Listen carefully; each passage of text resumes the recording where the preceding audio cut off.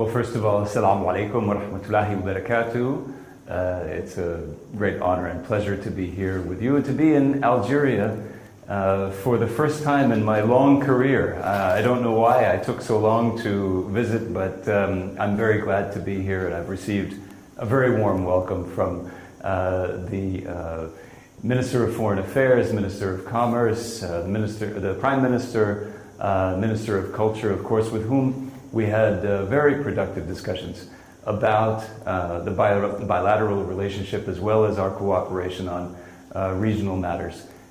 President Biden is very serious about working with Algeria on our shared goals with regard to Libya, for example, where we both countries are looking for the departure of foreign forces, the return of sovereignty to the Libyan people so that they can determine their own future, and looking to Algeria's role as well in the Sahel and in other areas, and working together to preserve your very rich cultural heritage.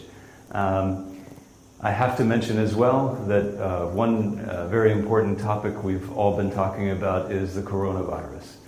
I present my condolences to all of the Algerian people who have lost loved ones in this pandemic.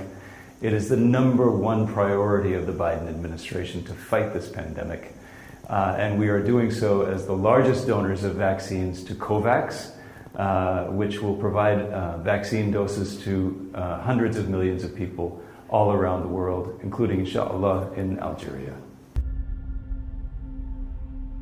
Well, we know that Algeria has the same perspective on this situation as the United States government, and so we are determined to work together on these shared goals of talking to our allies and partners about exactly how we can promote the conditions to see the removal of all foreign forces as quickly as possible, and to drive toward elections on December 24th so that sovereignty can be returned to the Libyan people as soon as possible. We know that Algeria, especially through its respected foreign minister, Lamamra, has a very important voice on this issue and will be listened to in the region and beyond, and we look forward to working with the Algerian government on that important topic.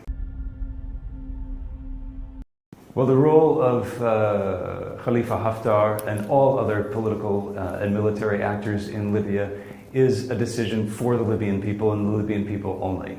And so if he decides that he would like to play a constructive and practical role, that is up for the Libyan people to decide exactly what role he should have.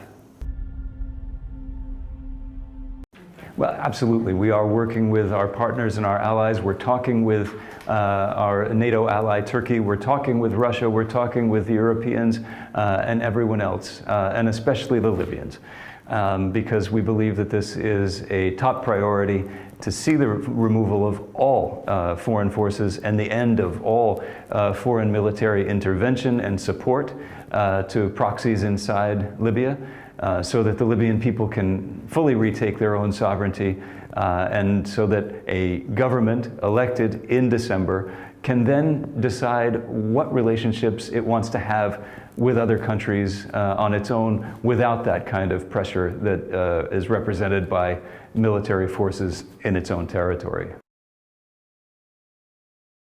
As I said, our perspectives on this issue are very much convergent, and so we are looking forward to working together with Algeria on advancing our shared goals in the Sahel, as well as Libya and elsewhere. Our clear position is this: we want to see a UN-led process that leads to an agreement acceptable to all parties and that leads to peace and stability.